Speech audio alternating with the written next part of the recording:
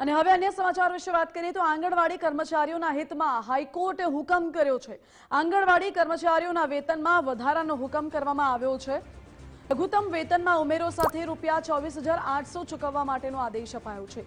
Health વર્કરને લઘુત્તમ વેતન સહિત કુલ 20,300 ચૂકવવાનો આદેશ। ગુજરાત હાઈકોર્ટના હુકમનો લાભ તમામ કર્મચારીઓને મળશે। જેમણે કોર્ટમાં પિટિશન નથી કરી તેમને પણ આ લાભ મળશે।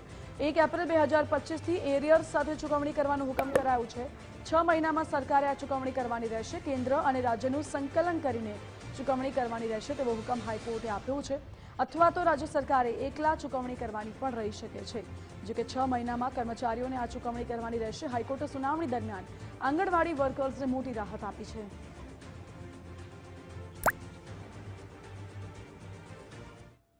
મહીસાગરમાં નલ સે જલ કૌભાંડમાં વધુ 2 આરોપીઓની ધરપકડ